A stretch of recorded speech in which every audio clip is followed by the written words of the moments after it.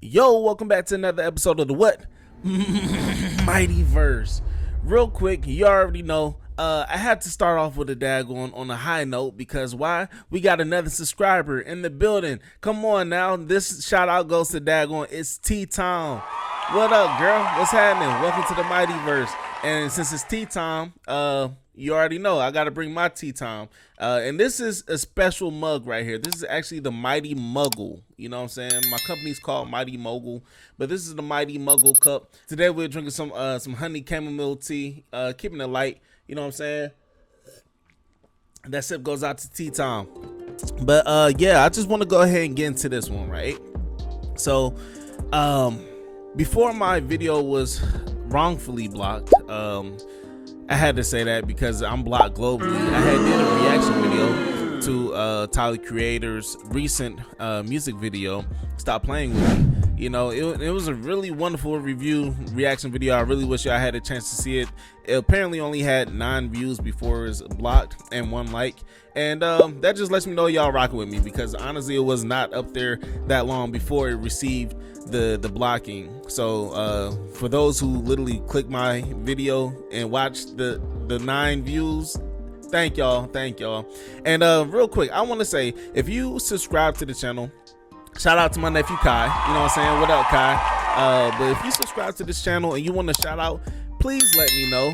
Just put it in the comment section, say, hey, I'm a new subscriber, or I've been here, or yo, shout me out, and I will. You know what I'm saying? Because I just want to show y'all the love, the same love y'all showing me. You know what I'm saying? So if you're hearing in the background my kids and everything, please forgive me. I have Gracie Corner in the background, so if you hear them dancing, then that's what it is. But that's not going to stop me from giving y'all this sauce today, man.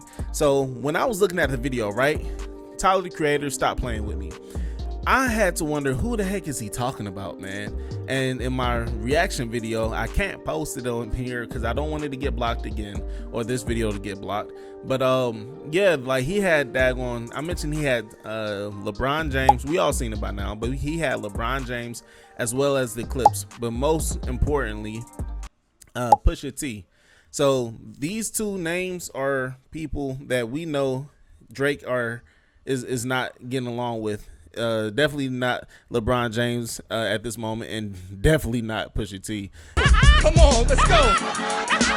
You feel me? But it stood out to me because I was like, yo, like, oh, hold on. At first I was like, okay, that may have been a slight, but I was like, maybe not, since it is LeBron. LeBron's cool with everybody. But then what made me think it was of it as a slight was the very next scene, or a couple scenes later, you see literally the Clips and Pusha T just standing there, like. And that goes to show that Tyler Creator has chosen a side as far as alliances goes. And I don't think it's far-fetched or anything, because for one, the last time we saw Drake and Tyler the Creator in the same building together was back in 2019 at Camp Flog Gnaw, when ironically enough, Drake was getting booed off stage. Like I said, I'm here for you tonight. If you want to keep going, I will keep going tonight. What's up? If you want to keep going, I will keep going tonight. Well, look, it's been love. I love y'all. I go by the name of Drake. Thank you for having me. You're gonna cry in the car.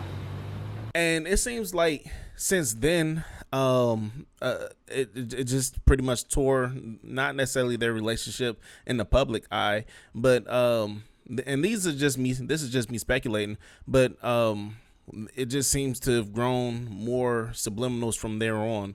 So as you may or may not know, Tyler the Creator is cool with Pharrell.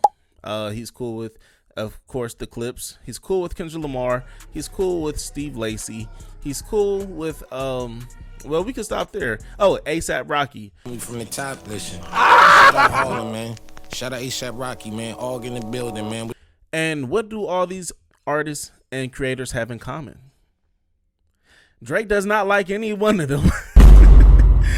Niggas asking if I'm cool. I'm upset. Drake does not like any one of them.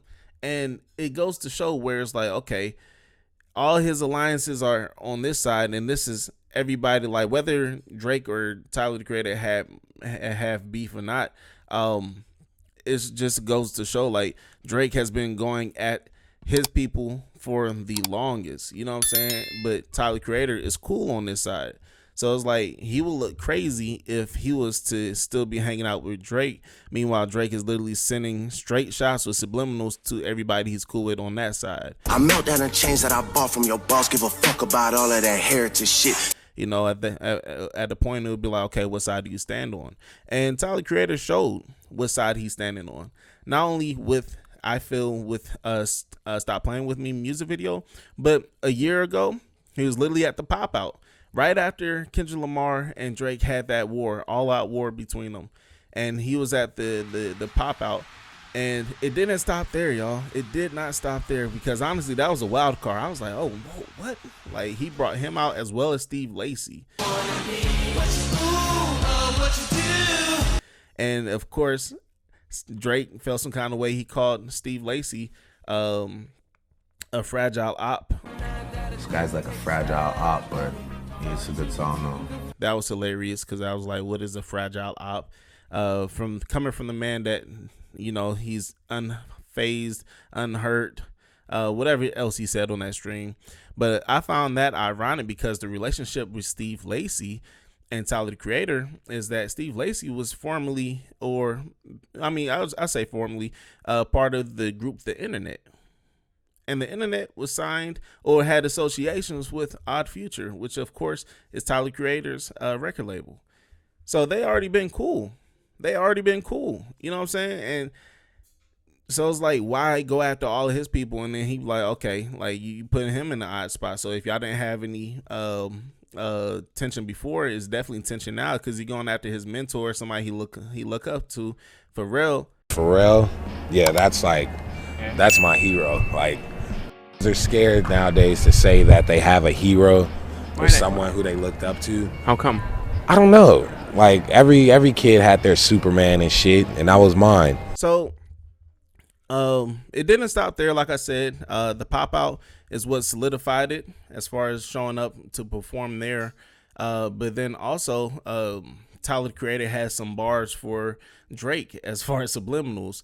And actually, let's take it back a little further, sir. So on his project, Call Me When You Get If You Get Lost, there's a song Lumberjack, and it was mentioned on there that and this was where I caught the first sub. So the first sub was like saying, I hit Drake up, telling him we got some Millie, I got a Millie for him. I hit Drizzy and told him I had a Millie for him.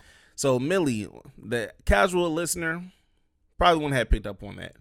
But for those who watch this battle unfold, know that Millie can be a double meaning. So Drake caught on to that double meaning and responded like this. My bank account is Magnolia Millie rockin', ayy. Widows in my comments talking about some Millie Bobby, look. So who is Millie? You're wondering, right? All right, cool. So Millie, or what is Millie? Who is Millie? None other than the beautiful, talented Millie Bobby Brown. And if you know, last year was one of those years where a lot of things were revealed and a lot of allegations came up.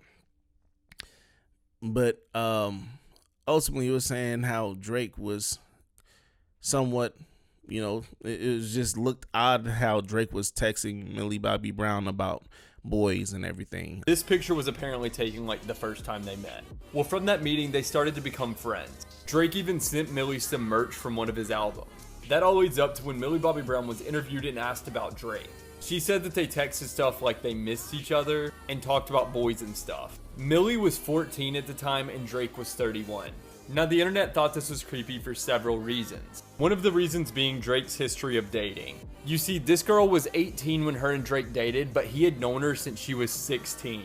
Billie Eilish also said that her and Drake texted before she was of age. Personally, I think this is all just a little too weird. Seem to be, some people will call him a groomer. I'm not. I'm just literally, you know, saying, regurgitating some of the things that was stated last year. So bringing that back to where Tyler the Creator saying, I hit Drake, told him I got a Millie for him, and then Drake responding with that, it just, you know, it seemed like, okay, like that was a little tension right there. So that project had released back, I want to say, in 2022 or something. Call me if you get lost. But let's move further up, right? So after the pop out, you have Chromacopia. On Chromacopia, he has the song Take Your Mask Off. And on that one, he described a rap artist who was a actor first, and then also has a face tattoo, and saying, hey, pretty much take your mask off. You hiding behind those hits, take your mask off, let's see the real you. The song Take Off Your Mask, during the second verse, it seems like Tyler Creator really doubles down and goes at Drake's character and just destroys his entire career. Tyler Creator starts dissing Drake when he ends up saying, take that mask off and tell him the truth. Those lyrics are a direct callback to Kendrick Lamar's song Meet the Grams when he disses Drake by saying, take that mask off, I want to see what's under them achievements, implying that Drake has a fake identity and he's not showing the world who he really is. Tyler Creator continues going at Drake when he says, a good kid, fine home, mom and dad in the pic, a little middle class money every Christmas, legit family trips, Ivy bound, and one day hit the switch. You ain't want to be seen as a bitch cause none of them face tats gonna hide the fact. You ain't a thug, you was in a drama club, you's an actor. Before anyone says that I'm stretching, that is not true. These lyrics directly apply to Drake because back in 2005, Drake was on the show Degrassi, and that show was all about drama. And then when Tyler Creator talks about you trying to hide yourself with face tats, as you can see right here, Drake literally has face tattoos. And this is something I said about Drake for quite a few of my videos, where I'm like, we don't believe the tough persona Drake. We believe the soft-spoken Drake. We believe the Drake that doesn't put on the Toronto accent, because it seems more so like a cosplay as opposed to who he really is. And when you cosplay, you dress up. You know what I'm saying? You dress up. You put on a presentation of something that you're imitating, as opposed to showing up as you are. And that's something I champion Tyler the Creator on, for always not only pushing the narrative, but bringing about embodying different characters over the years. But I just love how he shows different creative sides of this, right? So these are just things that, you know what I'm saying, stood out to me when I was like, okay, like it might be a little beef brewing there, you know what I'm saying? But I want to say this, as far as subliminals, it doesn't mean that you straight calling the person out. Like all of these things, which I'm saying could be a stretch. I don't feel like it is, though. I feel like it's a percentage of truth there, and like I don't know. I'm wondering if he's saying like, yo, stop playing with me, like, you know what I'm saying, like telling Drake stop playing with me because he's caught some other subliminals maybe I didn't catch up. So this it's let's see how this one unfolds. You know what I'm saying? Let's see how this one unfolds. Now, honestly, personally, I want to say this. Outside of Tyler the Creator having alliances with everybody that pretty much Drake is beefing with and flat out does not like or called out by names or subliminals, you know what I'm saying? I'm using that word a lot here. Take a shot every single time I say subliminal. But aside from all of that, Tyler the Creator never really came out and said, yo, F Drake, and made it plain and simple, even though his actions and his presence and how he's showing up for people, as far as the Hillbillies music video, the pop out, and just, you know what I'm saying, siding with his side, you know what I'm saying? Like, there's nothing that actually shows that it's a true beef between them. This feels more so like less of a rap beef and more of a philosophical divide, if you will. We all know Tyler, as I mentioned before, stands on creativity, evolution, and breaking rules. Meanwhile, it seems like Drake, especially as of lately, has been more algorithm based, hit trendy. He's been about dominance, formulas, and pretty much playing it safe. Never controversial, never choosing a side as far as political, and just always just seems like a safe listen no matter where. So he appeals more so to a broader audience. But I feel, if anything, even if it wasn't for Tyler Creator's alliances, the divide would be there. As far as the fan bases, this is literally like cut down the middle. Like, Tyler Creator has a cult fan base where it's like, okay, like these are pretty much, for lack of a better term, like the misfits, the people that stand out, but they're cool with being amongst each other, as opposed to Drake, who's the jock of the school, and everybody, you know what I'm saying, like just saying, oh, look at those nerds. But Tyler Creator's side and his fan base embraces that, you know. So I feel if it wasn't for Tyler Creator's alliances, the two worlds definitely just doesn't mesh as far as a fan base. It wouldn't have been a continued relationship. But yeah, man, get in the comments, let me know what y'all think. Do y'all feel like Tyler Creator is sending subliminals? Do you feel like he's ready for to be the next one to call Drake out and battle him? And if so, man, who you got winning that one? And if that does happen, do y'all think Drake's gonna sue? Hell yeah, fucking right. Maybe not Tyler Creator, but maybe his label. Yeah, that was a little subtle shot. But either way, man, hopefully history doesn't repeat itself. But check this out, man. This has been the Miightyverse, where culture, controversy, and bars collide. But I want to say this before we leave out. We are on the road to 100 subscribers. Right now, we are sitting at like 76, 75, 77, something in the 70s. Yo, let's get that to the 90s, man. Let's get that to the 90s. So if this is your first time, please feel free to click the subscribe. However, if this is the second or multiple times and you still haven't hit the subscribe or subscribe and like this. So therefore, y'all could be tapped into whenever I drop stuff. You all will be first to know and everything. So yeah, join the community. Don't be scared. Hop in the comment section. Let me know your thoughts. Until then, I catch y'all on the next one. And shout out again to It's Tea Time. Back to my tea I go with the Mighty Muggle. Ugh. Damn. That time I almost burned my lip. Love you, nephew. Peace out. All right. Say I can see my family rich and financially free.